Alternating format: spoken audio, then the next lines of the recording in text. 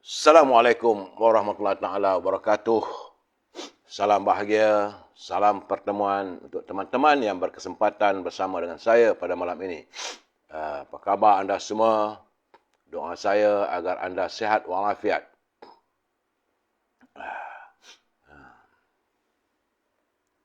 Apa khabar saudara Zamari LC? Selamat malam. Saudara Alif Yamin. Ayam. Sajudin out. Yahoo. Saudara Syahrul Azam. Selamat malam. Saya sebenarnya malam ni tak berapa sihat. Tapi janji saya mesti tunaikan juga. Ya, saudara Abu Nem. Apa khabar saudara? Puan Rubidin bersama pasangannya. Doa saya anda sentiasa berbahagia. Puan Nuriah Arsyad. Juga dengan Puan Nuriah Arsyad, Sas Hasan, Kamal Zaman. Apa khabar? Salam dari negeri katanya. Dari Negeri Sembilan. Ya, saudara Kamal Zaman. Puan Halimah Hashim, apa khabar? Untuk warga Cinta Damai. Saudara Yusof Awang daripada Tanah Merah, Kelantan. Saudara Nizam Ejam, apa khabar? Dari Melaka, ya, Saudara Nizam. Muhammad Nazri Syafi'i daripada Alostar, Kedah. Awak babak cik oi. Abu Nems, Saudara Muhammad Hashim Muhammad Din dari Kemayan, Pahang. Saudara Anwar Jubin, Waalaikumsalam. Saudara Man Hazman, Saudara Abu Samah. Begitu juga dengan Saudara Syahari, Tuan Pak Ismail, Tuan Abdul Rahman, apa khabar? Daripada Besut Terengganu, ya. Puan Zainah Latif, Saudara Kamal Awang, Antun, Saudara Muhammad Khairuddin, Kamarudin, Waalaikumsalam. Saudara Abu Nem dari Taiping. Saudara Mustafa Ilyas, Puan Hamidah Kamat, Gadion Leon, Saudara Wan Lah, apa khabar? Intan Zalinda, Ramli Din, salam dari Dungun. Siapa dari Dungun ini? Dari Dungun, Terengganu. Saudara Roy Pa, apa khabar? Saudara Ashraf Amirullah, Saudara Muhammad Azam, Zul daripada Sarawak, apa khabar Saudara Zul? Saudara Zaini Castello, Saudara Strawberry, Rusining Kuringot, apa khabar anda semua? Begitu dengan Cikgu Din, Saudara Ashraf Amirullah, Mutalib Meknun, Zalia Jani, begitu juga dengan saudara Nenek Nenek Malenia pun hadir sama, ya saudara. Saudara Muhammad Ridwan, Saudara Ramli Karim, apa khabar saudara? Moga sihat, orang warga di di Keluang. Dan teman-teman yang tak sempat saya santun ni, saya mohon maaf saudara. Doa saya agar anda semua sihat walafiat.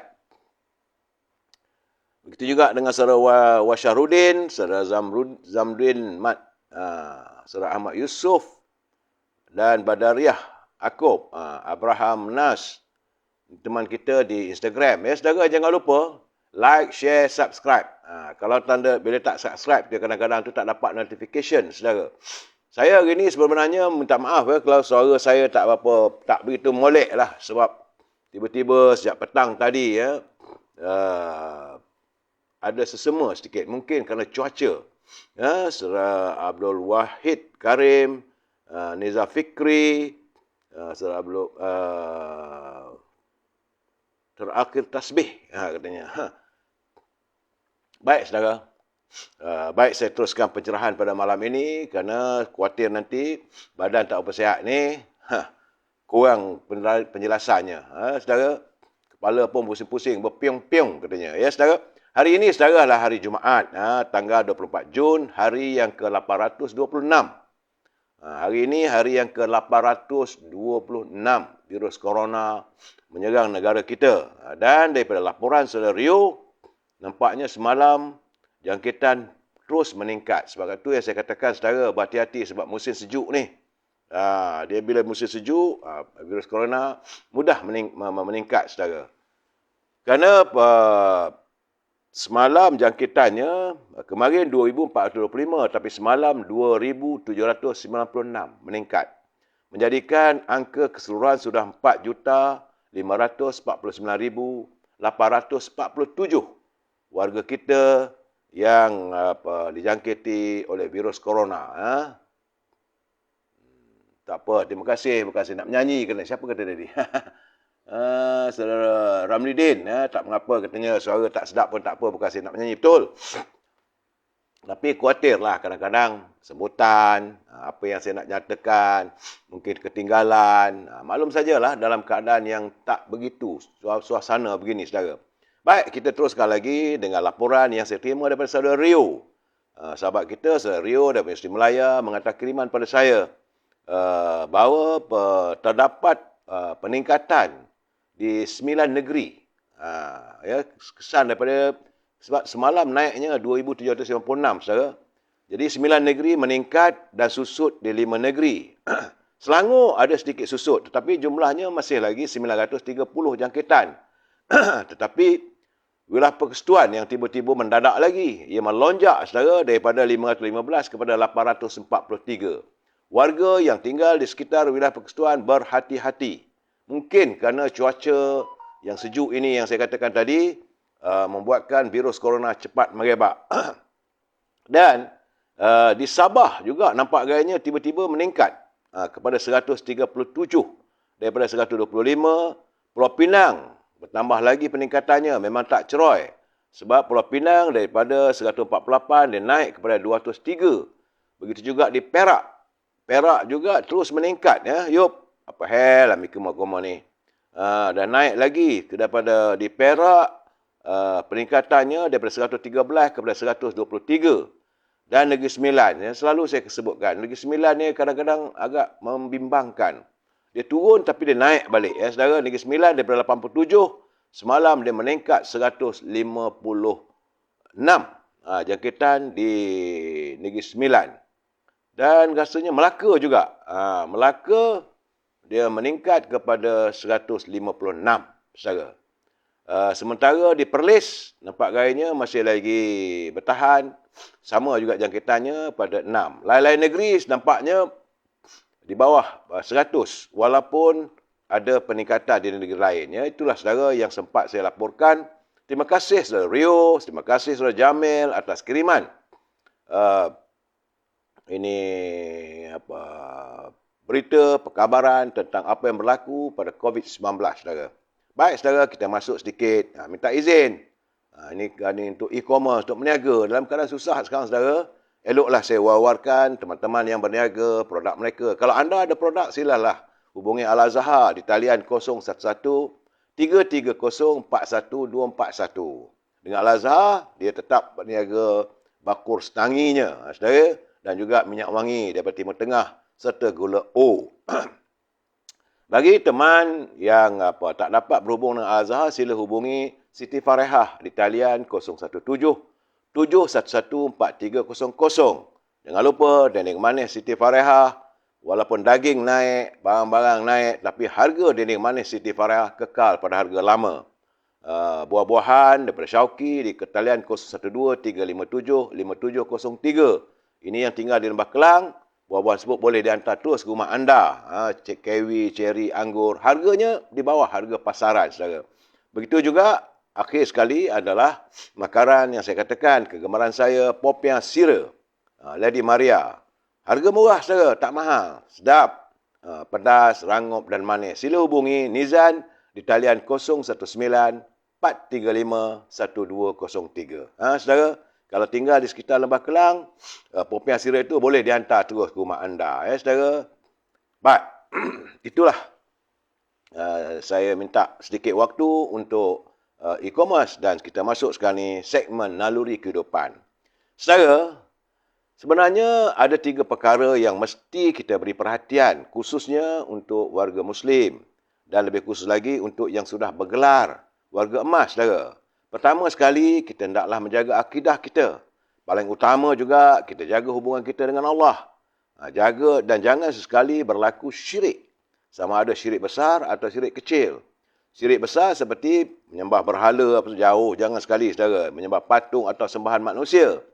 Sementara syirik besar yang khafi, yang tersembunyi, seperti kita meminta bantuan daripada makhluk halus. Saya khawatir, saudara, sebab dalam susah begini nanti, maka mungkin ada orang yang kurang ada punya kental jiwanya, dia cari nombor ekor pula, cari bomo dan sebagainya. Jangan, saudara. Itu syirik, saudara, bila minta bantuan dari makhluk halus. ataupun bertawasul dengan keramat dan sebagainya. Sebenarnya saudara, jangan sekali kita minta pertolongan dengan syaitan.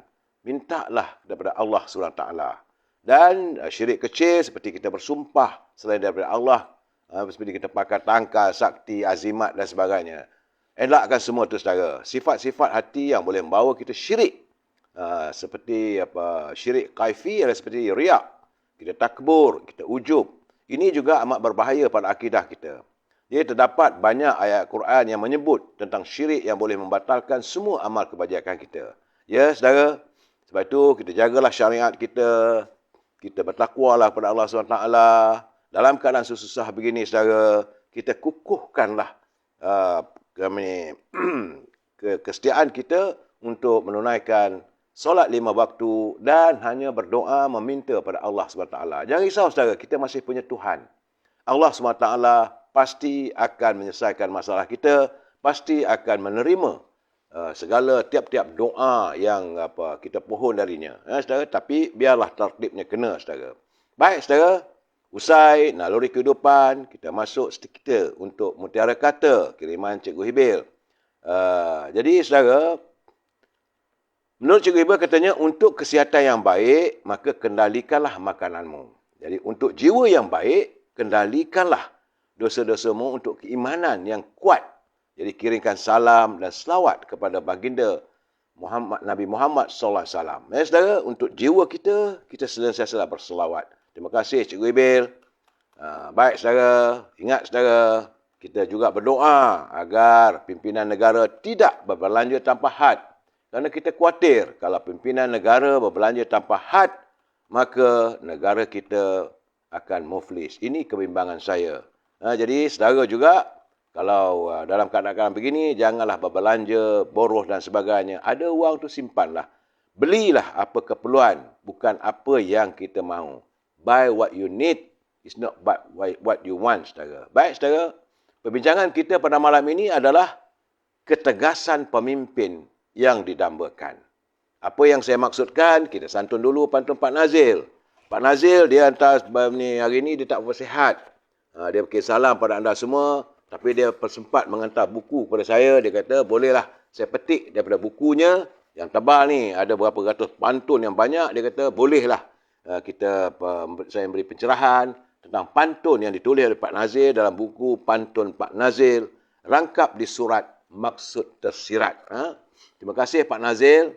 Walaupun beliau tidak dapat untuk mengungkapkan pantunnya. Tapi beliau katakan pada saya, ambillah daripada buku yang ada. Ya saudara, kata Pak Nazil, dapat bantal harap gelama, buntal dirapi. Dapat buntal harapnya gelama, buntal dirapi di tepi titi. Tidur sebantal bersama-sama, tapi mimpi tidak sehati. Inilah yang terjadi saudara. Kadang-kadang kita berpasukan. Dalam satu pasukan, kita sepatutnya kita satukan impian kita. Ini tidak. Kita mempunyai fikiran, acuan dan lain-lain. Itu yang kata, tidur sebantal, mimpi lain-lain. Kata Pak Nazir lagi, dari selama ke Brastagi mencari-cari isteri setia. Kasih umpama embun pagi, datang mentari, hilanglah ia. Inilah yang kita harapkan. Sepatutnya jangan kita bersikap begitu saudara. Kita harus menyemai kesetiaan. Dalam persahabatan, dalam perjuangan, mesti kita setia, saudara. Apa khabar saudara Syam Nazri? Berita gembira untuk semua ahli UMNO. Tajuddin dipecat dari Majlis Tinggi, syukur sangat-sangat. Harap ramai lagi akan dipecat. Jangan begitu, saudara. Bagi saya tidak meraihkan kalau sesuatu musibah berlaku pada teman-teman kita, saudara. Dan kita mengharapkan bahawa apa yang terjadi itu adalah kita ambillah itu sebagai pengajaran kita. Baik, saudara. Saya harus memberi peringatan kerana mungkin malam ni banyak yang sensitif saya lontarkan. Saya haraplah pada mereka yang menyunting semula live saya ini dan dimasukkan dalam channel YouTube, maka anda harus bertanggungjawab atas setiap suntingan yang anda lakukan. Begitu juga apa yang anda tulis dalam komen-komen anda, juga harus anda bertanggungjawab kerana saya tidak mampu untuk memantau kesemua komen yang ditulis dan juga suntingan anda. Ingat saudara, perlu saya ulangi, ini adalah pencerahan politik yang bermatlamatkan untuk sekadar memberi informasi. Supaya orang tak boleh nak tipu kita.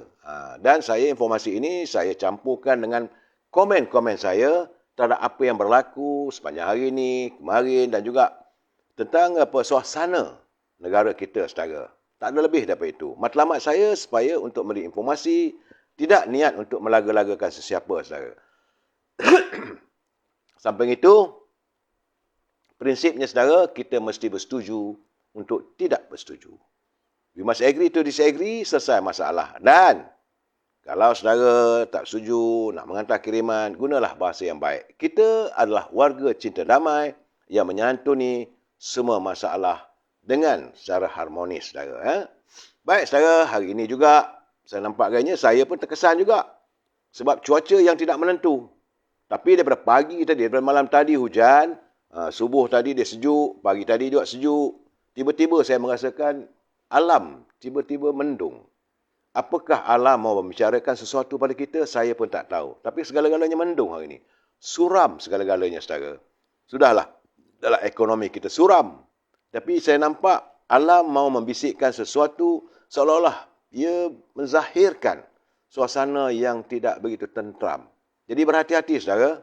Kalau boleh tak payahlah keluar, duduklah di rumah, saudara. Rawatlah cinta kasih bersama family, saudara. Saya juga agak terkesan bila menatap laporan daripada The Age. Sebab The Age melaporkan bahawa simpanan luar, iaitu foreign reserve negara kita ni, berterusan menurun untuk tahun 2022 ini. Kerana the international reserve ataupun simpanan luar sebagaimana yang dipegang oleh banyak negara, kini cuma tinggal 109.2 bilion dolar Amerika, iaitu sekitar 481.8 bilion, saudara. Ini bukanlah satu petunjuk yang baik. Dulu kita punya simpanan luar kita tinggi. Bagaimanapun kita mengharapkan pimpinan dapat memikirkan sesuatu. Kerana nampak agaknya dia turun kepada 3.6 bilion bermulai bulan Mei. Daripada 31 bulan Mei yang lalu, dia turun 3.6 bilion. Ini merupakan penurunan yang besar sejak Julai 2015. Itu menurut laporan daripada Bloomberg. Bloomberg ni dia akan melaporkan apa yang berlaku pada setiap bank-bank negara di seluruh dunia, saudara. Jadi laporan mereka ini diambil kira oleh pakar-pakar ekonomi dunia, pelabur-pelabur. Jadi menurut katanya bahawa bagaimanapun setiap saat ini kita masih lagi mampu untuk menangani ataupun membiayai pembelian atau mengimport barang sekitar 5.5 bulan. Antara 5.5, lebih 5 bulan setengah saja. Kalau masih menurun lagi, itu sukarlah, saudara. Sebab kita sekarang ni sudah pun 1.1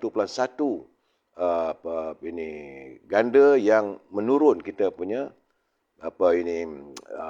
import barangan dari luar. Ini yang saya khawatirkan. Kesannya nanti tentulah kesan pada barang makanan. Saudara, kita keperluan yang kita nak jaga sekarang ni. Saya mengharapkan agar pimpinan pakar-pakar ekonomi, saya harap juga yang Perdana Menteri panggillah pakar-pakar ekonomi yang ada di negara kita ini berbincang bagaimana untuk kita mengatasi masalah. Jangan dibiarkan ia berlarutan, saudara. Dan saya pagi-pagi tadi saya menerima juga satu perkabaran yang tak seronok tentang bagaimana sikap. Ini sikap, saudara, sikap pegawai kebajikan masyarakat di Taiping. Kerana ada seorang hamba Allah, saya tak mahu sebut namanya lah. Dia mengalami OKU, iaitu penglihatan tak nampak.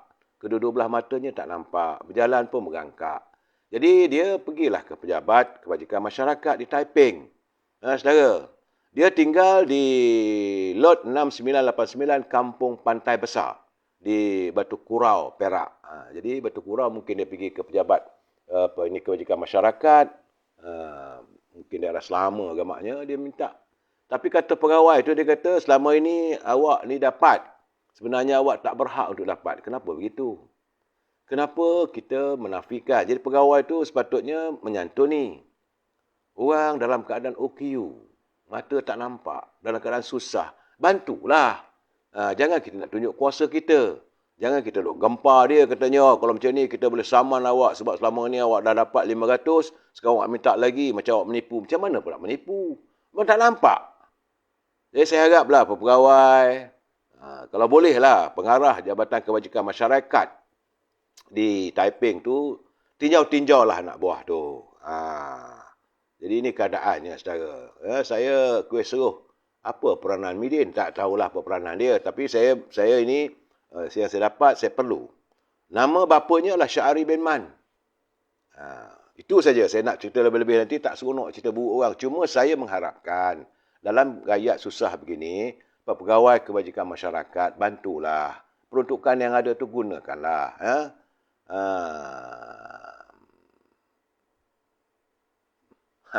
Salih Talib, sabar lagi. Betul ke ini MT Talib Sungai Bandar PM? Tak, sabar. Sekejap lagi.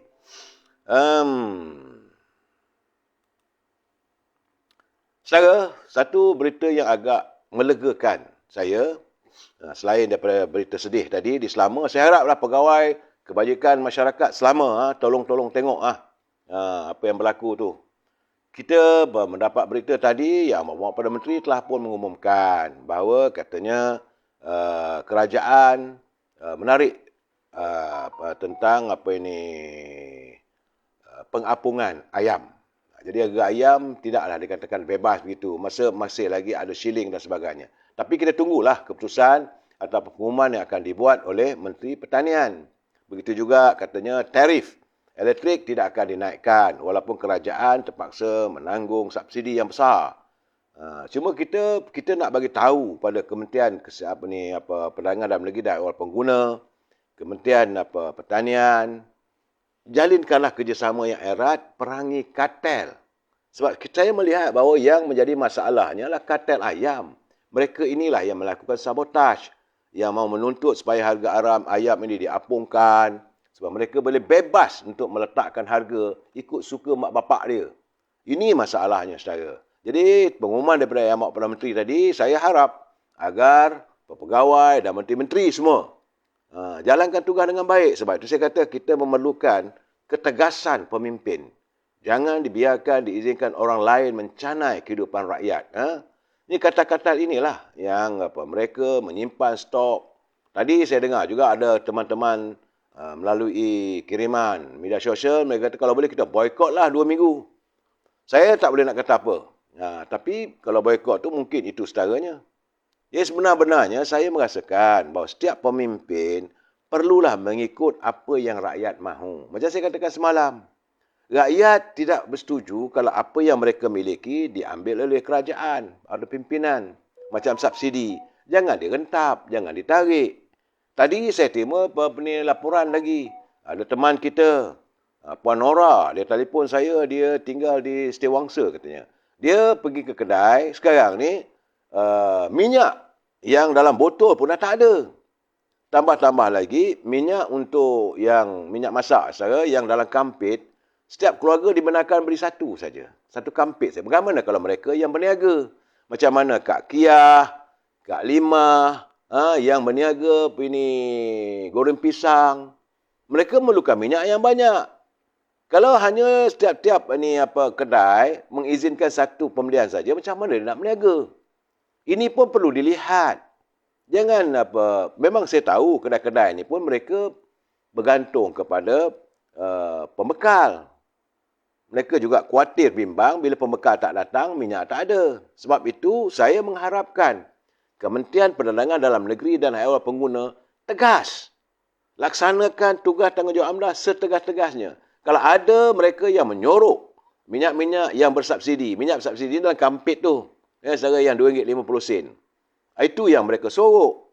Tapi sekarang ni pula minyak yang banyak pula pun yang dalam botol pun dah ditiadakan. Apakah tindakan mereka ini seolah-olah melakukan sabotaj? Saya haraplah agar Kementerian Perdagangan Dalam Negeri dan Pengguna serius melakukannya. Saudara, rakyat telah melihat macam-macam. Dah lenjat dalam keadaan sekarang ni. Saudara, kita bila dengar kenyataan Yang Amat Perdana Menteri, kita lega. Tapi janganlah hanya kenyataan itu sekadar yang molek-molek. 2 hari lepas Perdana Menteri kata ditarik subsidi tapi diapungkan balik. Dalam keadaan beginilah. Tarik, beri. Jangan begitu. Saya dah cakap, hak rakyat jangan disentuh. Menjadi tanggungjawab pimpinan negara. Apa yang milik rakyat jangan disentuh, jangan diambil. Sebab itu rakyat tak suka. Kalau dengar cukai ni memang tak suka. Tidak ada mana-mana di dunia ini rakyat suka membayar cukai. Tapi mereka tahu tanggungjawab mereka untuk membayar cukai. Kerana mereka tahu pendapatan kerajaan hanya datang daripada cukai. Kerajaan tidak berniaga. Itu mereka tahu. Tetapi di samping mereka memberi cukai, jangan dikenakan sebarang cukai-cukai yang lain. Jangan dinaikkan nilai kadar cukai itu. Dan yang paling penting, apa subsidi diberi itu, jangan. Dan paling penting, tolak parti yang rasuah. Saudara-saudara di sini. Saudara Sas Hasan, kedai-kedai inilah yang sorok. Mereka menyorok. Jadi saya haraplah pegawai janganlah ambil rasuah pula tu. Ni saya harap sangat-sangatlah. Dah Perdana Menteri dah mengumumkan. Jadi pegawai kena bekerja. Jalankan tugas, jalankan tanggungjawab. Macam saya kata semalam, explore ataupun biarkan pegawai anda pergi ke seluruh negara. Tengok kedudukan di supermarket, di pasar-pasar, kedai-kedai. Kalau ada benda yang disorok, itu tangkaplah. Macam mana, saudara? Keadaan ini mesti kita lakukan dengan tegas dan tuntas, saudara. Baik, saudara, itu berhubung dengan barang makanan. Tapi saya yakin benda ini tak boleh bekal lama kalau masih lagi pegawai tidak melaksanakan tanggungjawab mereka secara tuntas. Dan saya amat mengharapkan agar Kementerian Pertanian dan Industri Makanan, Kementerian Perdagangan Dalam Negeri dan Awal Pengguna berbincanglah. Berilah kelegaan pada rakyat di saat kita ekonomi yang merudum ini. Saya macam saya katakan semalam lah, bahawa yang maklumat Perdana Menteri mengatakan ada tambahan RM100, RM50 untuk bantuan. Tapi cukup ke? Dan adakah bantuan itu diberi, bantuan keluarga Malaysia diberi setiap bulan? Mungkin 3 bulan. Kalau 3 bulan, 500, 600, cukup ke? Macam mana mereka nak makan? Ini masalah. Sekarang ni yang rakyat perlukan adalah untuk makan. Mereka boleh makan. Mereka juga faham keadaan ekonomi dunia. Tetapi janganlah diikat perut rakyat. Macam dulu, kalau mengikut kata Dr. Mahathir, dulu dia kata rakyat mesti ikat perut. Mana boleh begitu? Dan saya rasa adalah lebih baik kalau kita dapat mendengar pengumuman yang Perdana Menteri, gaji menteri-menteri ni dipotong 20%. Itu tandanya mereka juga bersama dengan rakyat. Jangan biarkan rakyat yang susah, mereka masih lagi senang lenang. Saudara, saya lihat sendiri macam mana kenyataan daripada pengurusi Felda. Di saat kita susah ni, pengurusi Felda masih mempertahankan tentang keputusan lembaga pengarah, pemegang saham dalam syarikat FGB, Felda Global Venture ini menaikkan allowance pengurusinya. Menurut satu kenyataan, dia kata, saya mohon maaf lah, ini saudara Idris Yusof. Tan Sri Idris Yusof selaku pengurusi Felda. Dia kata, saya mohon maaf atas kekeliruan yang berlaku sejak semalam tentang FGV. Dia kata, izinkan saya untuk memberi penjelasan. Kerana ada juga yang salah faham mengatakan ini adalah merupakan kenaikan allowance pengurusi Felda. Ini juga berlaku kerana kurang pengamatan setengah-setengah dari kita. Dia nak pertahankan, saudara. FGB katanya adalah sebuah syarikat senaraian awam. Semua orang tahu. Waktu dulu pun kita dah tahu. Di mana Felda adalah pemegang saham terbesar. Jadi keuntungan FGG akan memberi faedah kepada Felda dan peneroka. Itu yang kita harapkan. Tapi dia kata untuk menjadi syarikat yang cemerlang, FGB perlu kepada ahli lembaga pengarah yang cemerlang. Dalam konteks ini, tanda aras FGB perlu selaras dengan industri benchmarking. Artinya gaji. Kalau tinggilah gaji itu, maka mantaplah syarikat. Tak bolehlah begitu. Sebab katanya untuk tahun kewangan 2021, FGB telah mendapat keuntungan luar biasa. Melebihi 1 bilion, 1.175 bilion. Alhamdulillah, sepatutnya keuntungan itu perlu dinikmati oleh warga Felda. Bukan untuk ahli lembaga pengarah. Cukuplah. Dan dalam keadaan sekarang susah, bersyukurlah apa yang kamu dapat sekarang. Sebab dia kata peningkatan fee pengarah telah dibuat dalam AGM semalam dengan peningkatan sebanyak 21%, saudara. Dan ini melibatkan kenaikan RM15,000 sebulan kepada pengurusi dan RM2,500 sebulan kepada setiap ahli lembaga pengarah. Ini yang kita rasa terkilan lah. Kita terkilan melihat sikap mereka yang mahu menaikkan pendapatan mereka. Sedangkan sepatutnya disalurkan kepada Felda.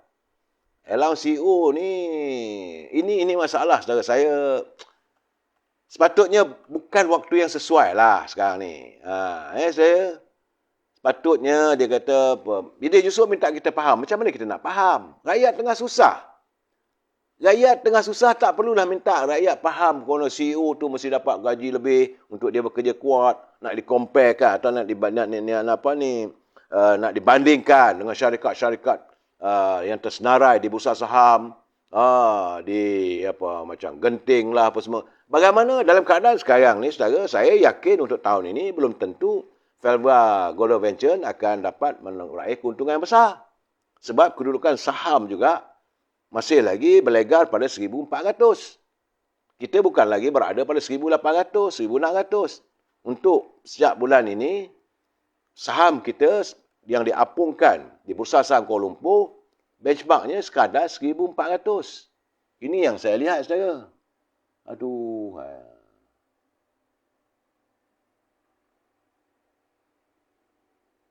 Saudara Rosli Rahim, jika Tengku Razaldi jadi PM, pasti yang limpahan kekayaan negara, terutama Petronas, pasti akan diagihkan untuk dinikmati oleh rakyat. Saya benda begini, saudara, saya memanglah saya bersetuju. Tapi hari ini saya tak sempat untuk solat ataupun makan tengah hari dengan beliau. Kerana hari ini badan saya tak bersihat. Tapi bagaimanapun saya yakin memang itulah dia selalu bercakap dengan saya bahawa baginya setiap kekayaan negara ini perlu dimiliki ataupun dinikmati oleh rakyat. Bukan untuk orang-orang tertentu. Sebab itu dia pernah mengatakan kalau gaji, pendapatan CEO sampai ratusan ribu, dah merepek dah katanya. Sebab ini tidak berlaku zaman Tun Razak waktu beliau menjadi pengurusi Petronas. Beliau menjadi pengurusi Bank Bumi Putra, tak ambil gaji pun, saudara. Keikhlasan pemimpin, keikhlasan peneraju syarikat. Jadi jangan merasakan benchmarkingnya kalau gaji CEO itu tinggi. Ketua eksekutif itu, pengurusi eksekutif itu tinggi, maka syarikat itu. Jadi sekarang ni belum pasti. Yang untung tahun lepas, okey. Simpanlah ataupun patutnya limpahan pada peneroka. Saudara, kita rasa waktu tak sesuai. Sebab saat ini rakyat dihimpit keperitan hidup. Kesan daripada pandemik, inflasi yang tinggi, kenaikan harga barang. Ini bukan barang sembarangan, barang-barang asas, barang binaan. Jadi apakah pemegang jawatan tinggi di sektor swasta, seperti menteri, ahli-ahli esko, ahli-ahli politik, sepatutnya mereka juga berkorban. Mesti memperlihatkan bahawa diri mereka bersedia untuk sama-sama dengan rakyat. Jangan rakyat susah, mereka senang. Jadi betul lah syarikat senarai awam untung. Tapi bolehkah dijamin tahun ini akan untung lagi? Ini yang saya katakan bahawa patutnya FGV ini memikirkan keuntungan itu bagaimana nak disalurkan. Saudara, saya tertarik juga melihat tulisan Saudara Zakaria Ahmad. Dia kata Kerajaan Keluarga Malaysia katanya akan memberi bantuan tunai kepada rakyat. Tetapi bantuan itu tidak bermakna dan memadai jika kos harga barangan semakin melambung. Itu benar, saudara. Yang saya katakan tadi, kalau bagi 500 atau 600, sedangkan harga barang naik, apa artinya? Bantuan kerajaan disokong untuk meringankan beban di kalangan rakyat. Namun, dalam masa yang sama, pimpinan kerajaan seharusnya mencari formula saat ini untuk mencegah kenaikan harga barangan. Barulah berarti bantuan itu. Sebab bantuan itu kena ramai yang tidak ada pekerjaan, yang hilang pendapatan. Bukan bagi bantuan itu barang naik. Apa artinya? Malahan hidup mereka bertambah tekan lagi. Jadi, sebab itu apalah maknanya kalau bantuannya dengan jumlah yang kecil. Sedangkan kenaikan harga barangan semakin tinggi. Sudah tentu, menurut Saudara Zakaria Ahmad, dia kata ia akan membentuk satu jurang perbezaan yang luas. Oleh itu, UMNO Barisan Nasional katanya memang punya potensi untuk menang melebihi majoriti 2/3 jika seandainya Yang Amat Berhormat Datuk Seri Ismail Sabri selaku Perdana Menteri bijak menangani isu kenaikan harga barangan keperluan asas. Itu yang rakyat nak tengok. Bukan pula Perdana Menteri membuat pengumuman penarikan subsidi. Itu bukan satu pengumuman yang baik untuk parti. Sebab itu sekarang ni rakyat pun dalam sekarang ni saya nampak daripada semalam sampai hari ini berjela-jela.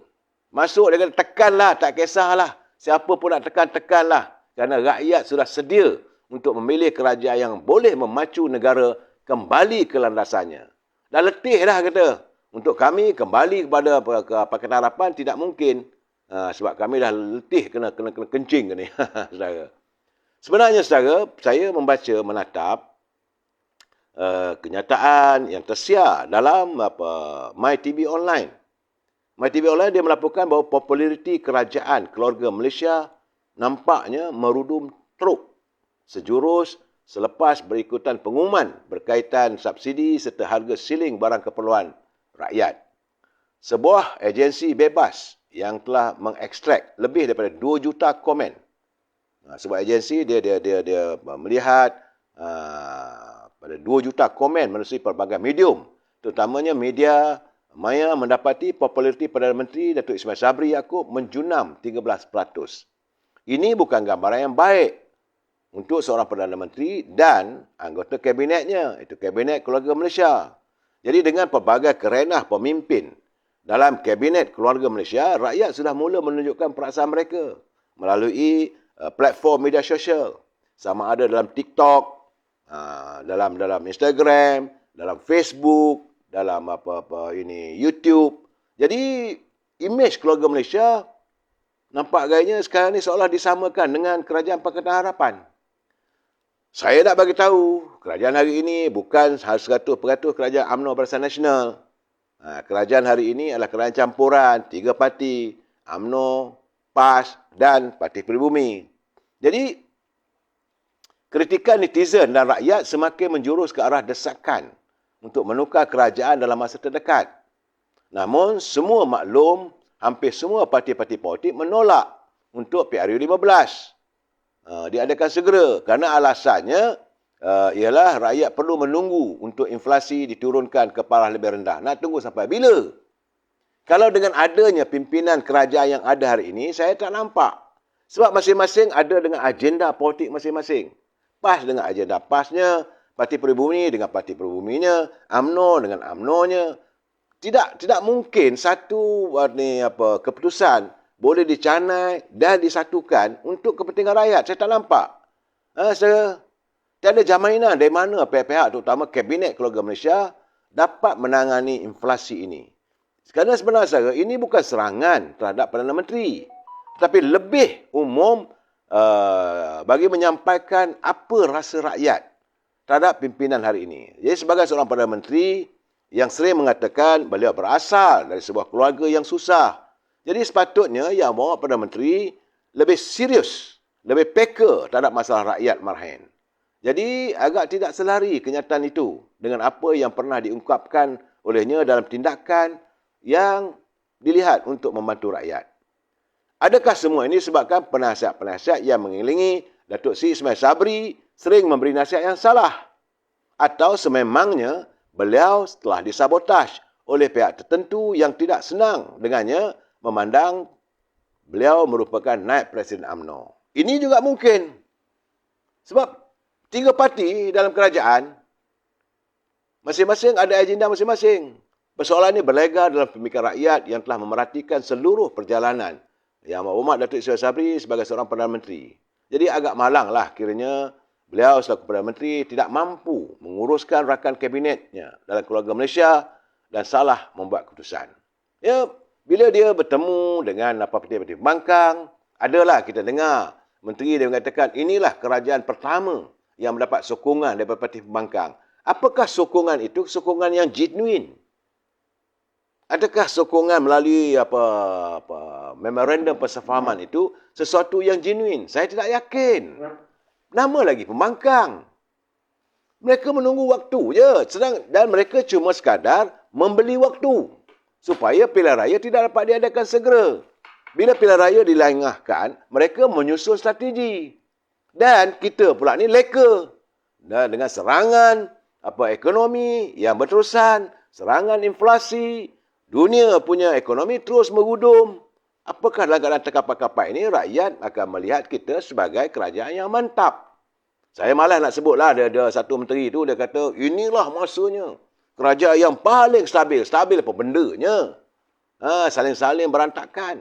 Sebab itu, saudara, saya juga menatap ada kenyataan bahawa besar kemungkinan seandainya pilihan raya ini diadakan selepas pembentangan bajet, besar kemungkinan, saudara, bajet yang akan dibentangkan oleh Yang Amat Perdana Menteri akan ditolak. Sebab masing-masing ada agenda. Yang dalam kerajaan, 3 buah parti ataupun 4 buah parti, UMNO, Perikatan Nasional, iaitu PAS, PBM dan Gerakan, mereka ada agenda mereka. Pembangkang, DAP, Parti Keadilan dan Amanah, mereka juga ada agenda mereka. Mereka akan melakukan, tunggu masa untuk melakukan ambush. Ataupun serangan hendap yang terbaik mereka akan lakukan adalah bila pembentangan bajet.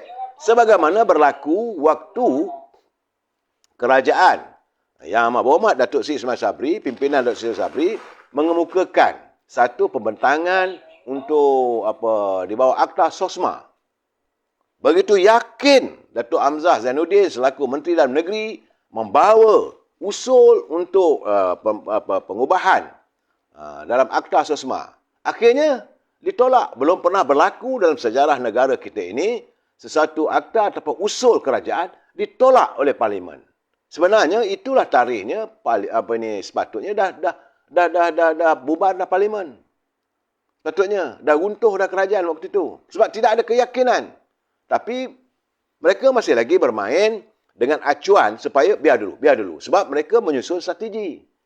Sama ada PAS, sama ada PBM, sama ada Amanah, sama ada DAP, Keadilan. Mereka bisa strategi. Kita yang terleka, saudara. Jadi dengan komposisi dan keadaan kerajaan keluarga Malaysia sekarang ini, agak mustahil untuk kita melihat peluang bagaimana bajet yang akan dibentangkan dapat diluluskan. Sebab ada orang mengatakan bahawa pilihan raya hanya dapat dilakukan selepas pembentangan bajet. Kononnya dengan bajet itu boleh dijadikan sebagai manifesto yang cantik-cantik, janji yang molek-molek. Tapi saya tidak nampak, saudara.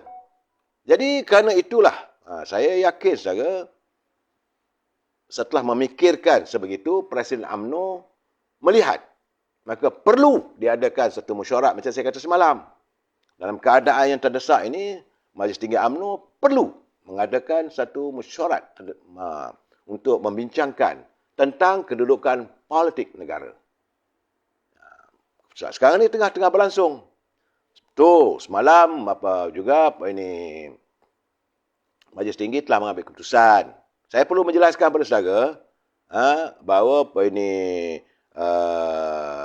ahli Majlis Tinggi yang dilantik, Datuk Seri Tajuddin Abdul Rahman, yang katanya telah pun dicalonkan dan bakal menjadi duta Malaysia ke Indonesia. Jadi maka jawatan beliau sebagai ahli Majlis Tinggi UMNO ditamatkan. Perlu diingat, jawatan itu bukan dia dipilih, dia dilantik. Bila seseorang yang dilantik, terpulanglah kepada Presiden ataupun Majlis Tinggi sama ada nak memutuskan, sama ada nak mengekalkan, meneruskan ataupun menghentikan. Sebab itu mereka yang baru dilantik, mereka yang dilantik oleh Presiden sepatutnya kesetiaannya tidak boleh dibagi pada orang lain. Mestilah kesetiaan pada parti, pada Majlis Tinggi, pada Presiden. Jadi tapi kerana nak tunjuk handal, nak tunjuk hebat, kadang-kadang terlupa. Bila terlupa, langgar garisan. Bila langgar garisan, tentulah Presiden harus mengambil tindakan. Jangan pula lepas itu marah kat Presiden pula. Ada pula mengatakan tak sesuai. Kita dengarlah kenyataan daripada satu orang menteri itu, dia kata tak sesuai dalam keadaan sekarang ni. Menggambarkan bahawa berlaku perpecahan dalam parti. Saya tak nampak perpecahan. Dan jawatan sebagai ahli Majlis Tinggi itu diisi oleh yang bahagia Saudara Hisham Jalil. Saya rasa lebih baik orang yang ada kaliber, Orang yang bukan kaleng-kaleng lah, saudara. Beliau merupakan pegawai khas kepada Yang Amat Perdana Menteri waktu era Datuk Sin Najib. Jadi Perdana Menteri dulu, beliau adalah pegawai khas dan beliau adalah lulusan daripada Harvard. Bukan kaleng-kaleng, saudara. Kalau dulu orang kata bila dengar Datuk Mustafa Mohamed itu kelulusan Harvard, maka dia dilihat sebagai hebat. Jangan lupa Saudara Hisham juga sama.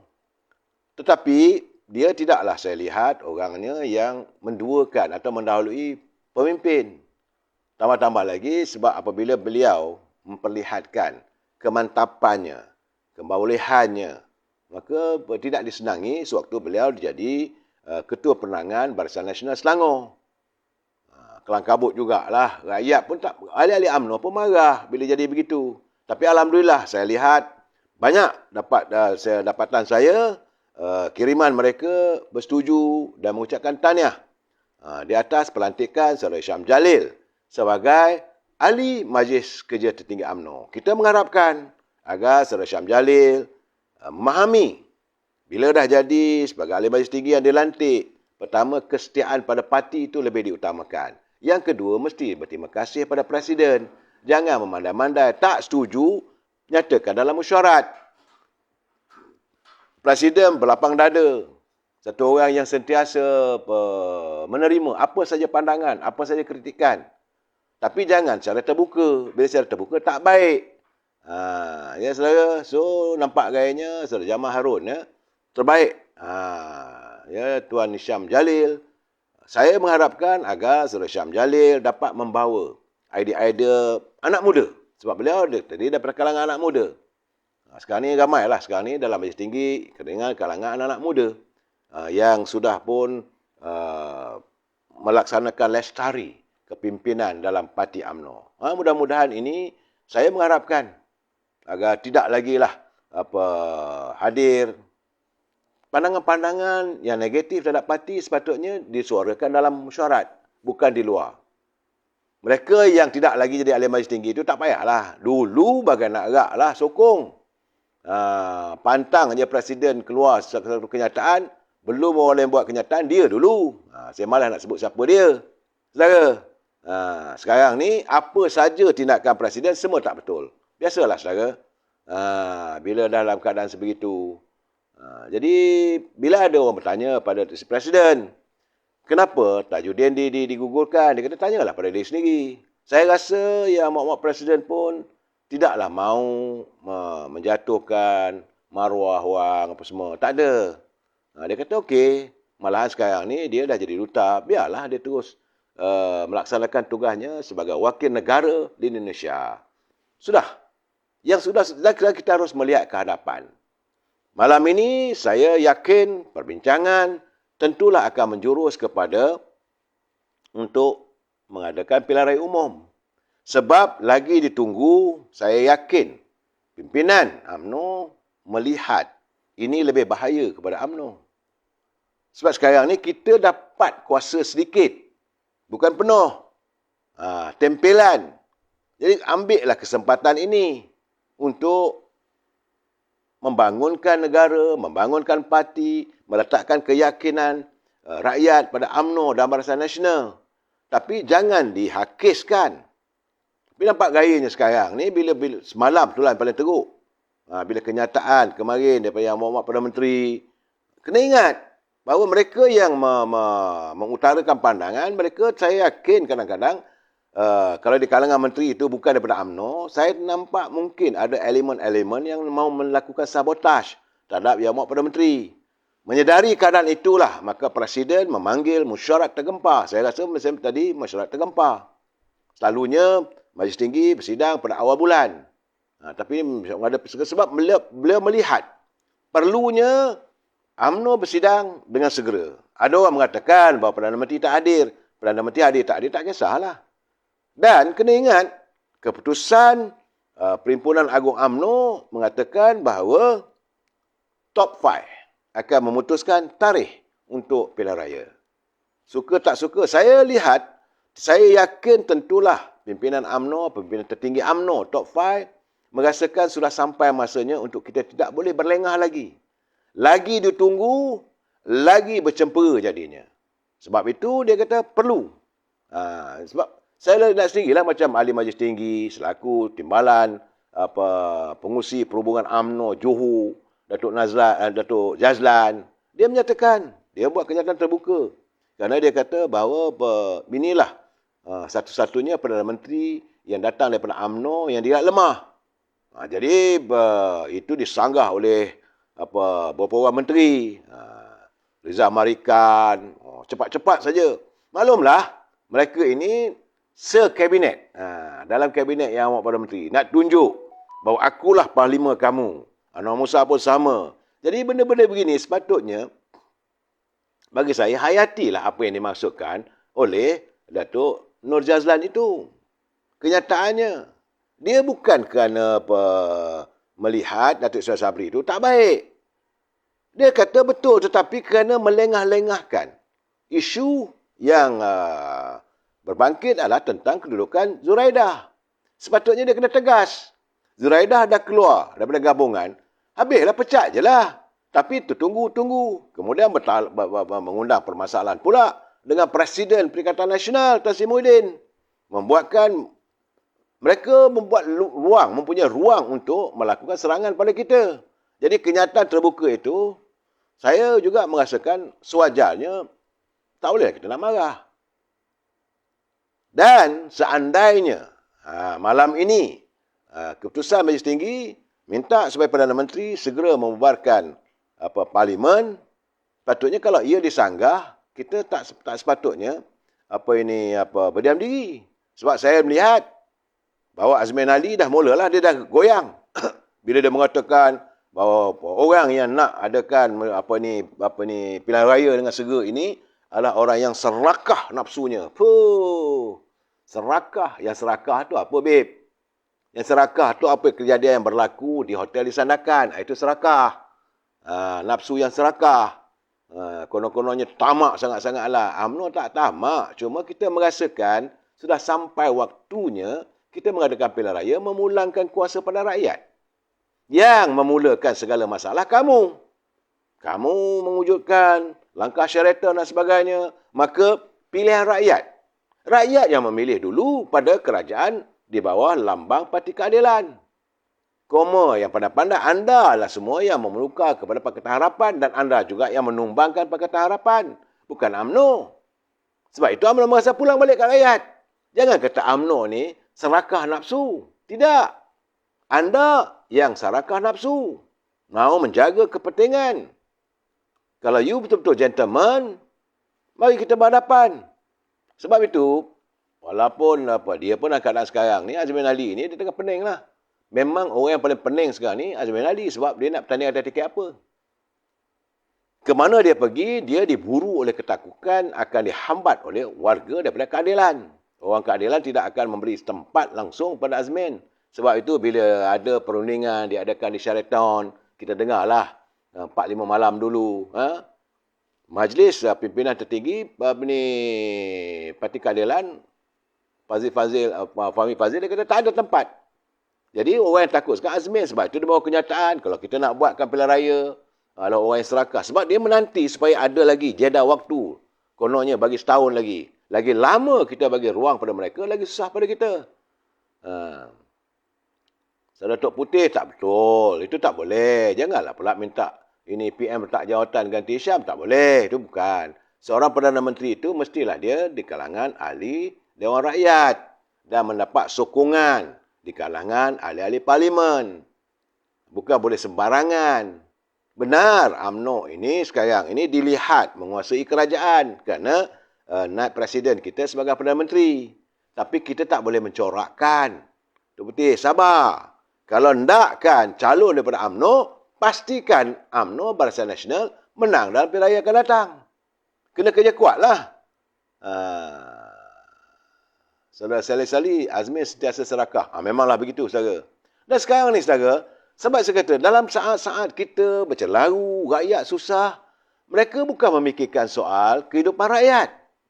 Tapi yang jadi persoalan, yang mereka rebutkan adalah jawatan menteri. Macam Tan Sri Muhyiddin masih lagi tak puas hati kerana tidak ada lagi dilantik orang daripada Parti Pribumi untuk menggantikan kota kononnya tempat Zuraidah. Malahan dia kata kalau Datuk Ismail Sabri nak mengekalkan Zuraidah, tak apalah. Wujudkanlah satu kementerian baru, tapi kena diberi satu jawatan baru untuk Parti Pribumi sebab mewakili Zuraidah. Kalau dia bukan sebagai ahli parlimen, lantik sebagai senator. Kita nak bercakap soal pilihan raya, dia nak fikir cakap soal untuk jawatan menteri. Tak habis-habis. Masih lagi. Dan terbaru ni ketua perangan ni. Ini ketua perangan Parti Bersatu, Wan Saiful. Oh, dia menggesa pula Perdana Menteri Ismail Sabri, dia kata mesti mengambil serius hasrat Tan Sri Muhyiddin untuk bertemu berhubung kedudukan Zuraidah. Orang nak bercakap sekarang ni, kalaulah kamu nak berjumpa Perdana Menteri, nak membincangkan masalah rakyat, okey. Masalah kenaikan harga barang, masalah ekonomi yang mula menggambarkan suasana yang tidak menentu, tentang inflasi yang menjengah di pintu negara kita hari ini. Sepatutnya itu, ini tidak. Dia kata Presiden Bersatu telah menunggu lebih 2 minggu untuk bertemu Ismail Sabri bagi menyerahkan nama individu yang akan menggantikan Zuraidah sebagai menteri. Itu yang diutamakan. Malah dia kata Perdana Menteri ada masa tengok bola. Boleh ada masa untuk makan malam. Apa salahnya penuhi undangan untuk berjumpa Tan Sri Muhyiddin? Dia merujuk, dia nampak Perdana Menteri tengok bola. Dia kata tak boleh, kena jumpa dengan Tan Sri Muhyiddin juga. Kerana dia kata mesti berterima kasih mengingat jasa Tan Sri Muhyiddin yang melantik beliau sebagai Perdana Menteri. Masa bilanya Tan Sri Muhyiddin lantik beliau sebagai Perdana Menteri? Kadang-kadang dia orang ni angau. Saya cakap terus terang ni, Wan Saiful ni tak habis-habis lah. Kemaruk betul. Dia merasakan bahawa jawatan itu kalau diberi pada PBM, maka dia lah jadi menteri. Kemaruk sangat nak jadi menterinya. Kita rakyat tengah susah. Kita dah menghadapi suasana yang begini. Jangan duk fikir soal kamu nak jadi menteri. Sebab itu hari ini saya yakin, sedang bersidang ni sekarang ni, mesyuarat Majlis Tinggi UMNO telah pun bersidang. Kita ucapkan tahniah kepada Pak Hisham Jalil yang telah pun mengangkat sumpah sebagai ahli Majlis Tinggi UMNO secara rasmi. Itu kadang-kadang Tuhan ni saudara, bila ada masalah, adalah sesuatu yang lebih baik untuknya. Sebab itu saya dah cakap. Seli-seli saya nak panjang sikit pun, kadang-kadang suasana kesihatan saya taklah begitu baik. Saya pun nak tunggu juga, tak sabar keputusan di Majlis Tinggi ni. Tetapi saya nak menjelaskan bahawa hari ini secara rasmi, Saudara Hisham Jalil menjadi Majlis Tinggi. Saya sempat berbual dengan beliau. Dia kata mungkin. Dia kata minggu depan lah Tok. Dia kata kita duduk-duduk. Mungkinlah kita buat live. Saya kata nak buat live. Saya tak nak buat siang. Saya kata saya punya live 9:30 malam. Boleh dia kata. I will come to your place. Dia kata. Boleh, tak ada masalah. Saya juga boleh buat kat rumah UMNO pun tak ada masalah. Tapi saya menzahirkan kepada Saudara Hisham Jalil. Saya kata gunakanlah kesempatan ini bahawa saudara berada di anjung kuasa Parti UMNO. Dalam hierarki kepimpinan politik, anda sudah berada di anjung kuasa UMNO lah, bukan kerajaan. Ya? Dan saya mengharapkan gunakanlah kesempatan ini untuk saudara memberi pandangan yang lebih baik. Dan tentulah sesuai dengan anak muda untuk parti kita. Dan juga paling penting saya kata, lestari kehidupan rakyat. Kena ingat, UMNO adalah parti dan Perdana Menteri adalah naib presiden. Jadi jangan kita biarkan berantakan berterusan. Banyak orang mengatakan, ada orang bertanya dengan saya, benarkah sejauh mana benarnya bahawa ada wujud 2 tim dalam Majlis Tinggi UMNO? Saya kata tak ada. Yang ada orang keliling kelalang Perdana Menteri. Mereka ini sekarang ni sedang kegelisahan. Saudara Salmiah Ahmad, dia Zuraidah tak payah lantik lah. Itu sebab tu kita katakan Datuk Ismail Sabri ni pun sudah-sudahlah. Ni apa pula ni? Anwar Musa dia kata ada lagi. Ini Anwar Musa terbaru. Ada lagi pimpinan UMNO akan dipecat. Saya rasa mungkin dia rasa diri dia sendiri ya. Tan Sri Anwar Musa mendakwa terdapat berapa lagi nama yang sudah dicap sebagai musuh politik bakal dipecat oleh UMNO. Ahli Parlimen Keteria itu berkata, tindakan memecat Datuk Seri Ahmad Tajuddin Abdul Rahman sebelum tamat penggal akan hanya membawa parti ke arah krisis dan perpecahan. Yang bawa perpecahan kamu. Bukannya parti. Rakyat semua setuju. Sebab bila digantikan dengan Syam Jalil. Tapi kalau tempat itu digantikan dengan Anwar Musa, mungkinlah tu ada masalah. Bagi saya lah. Kadang-kadang diorang ni merasakan diorang ni saja yang betul. Hanya mereka saja berkelaikan. Orang lain tak ada kelaikan. Saya betul saudara. Saudara Zul Ramzul. Z di Kayangan yang sebut tu parti mana? Saya mendapat perkabaran saat ini Syam Jalil telah pun mengikat sumpah sebagai ahli Majlis Tinggi. Sumpah menyimpan rahsia, sumpah kesetiaan.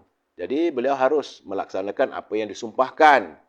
Yang kedua, agenda paling penting malam ini adalah untuk memutuskan tarikh sebenar pilihan raya. Tak boleh lagi sebab kita melihat suasana politik tidak mengizinkan untuk kita berlena lagi. Macam saya katakan, yang terbaik 2 bulan dulu kita buat pilihan raya. Di saat kita mampu menggapai keyakinan rakyat. Tapi dilengah-lengahkan. Bila dilengah-lengahkan, sekarang ini inflasi, hyperinflasi sedang berada di ambang pintu.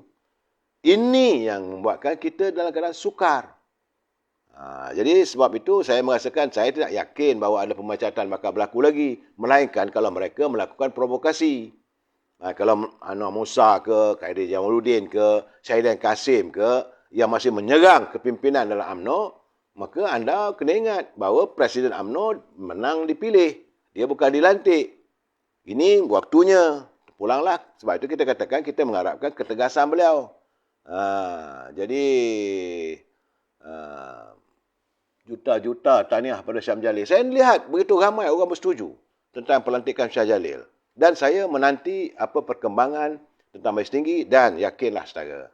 Perdana Menteri dan juga Presiden UMNO, malah Presiden UMNO bukanlah kemaruk kuasa. Beliau telah pun menyatakan, beliau akan mengutarakan janjinya bahawa bila kita buat pilihan raya nanti, mestilah poster boy-nya ataupun calon untuk jadi Perdana Menteri, Mai Sabri. Tapi kalau Datuk Ismail Sabri meneruskan cara kepimpinan begini, tentulah beliau mengecewakan kepimpinan UMNO dalam Majlis Tinggi. Itu saja, jadi jangan salahkan orang. Kalau satu tidak berlaku dalam keadaan sekarang, sepatutnya ingatlah bahawa kita ni orang parti. Kita bukan berada di situ atas diri kita. Jangan kita merasakan kerana akulah jadi Perdana Menteri. Tidak. Kerana sokongan parti. Daripada parti yang menghantar anda sebagai Perdana Menteri. Dan parti juga berhak untuk menegur jika anda tak betul. Jadi berlapang dada lah. Dalam keadaan begini. Segala orang keliling kelalang, pengikut-pengikut ni, ingatlah. UMNO melihat bahawa sekarang ni suasananya tidak begitu baik untuk meneruskan kerajaan yang ada sekarang. Kena perlu adakan pilihan raya cepat sebab tanpa kerajaan yang mantap, kita tak dapat menangani masalah krisis yang sedang berlaku. Kerana masing-masing ada agenda. Sebab itu, PAS pun dah setuju. Maka PAS pula dah mengaku pula, dia kata, pimpinan PAS kata, okeylah, cepatlah pilihan raya ni. Mereka juga sudah dapat merasakan bahawa sesuatu sedang berlaku pada negara kita ini jika dilewatkan pilihan raya. Jadi saudara, kita amat mengharapkan pimpinan tegas dan segeralah diadakan pilihan raya demi lestari kepimpinan rakyat. Saya mohon maaf saudara, saya jumpa lagi malam esok sebab badan tak bersihat. Wabillahi taufiq wal hidayah. Assalamualaikum warahmatullahi taala wabarakatuh. Selamat malam.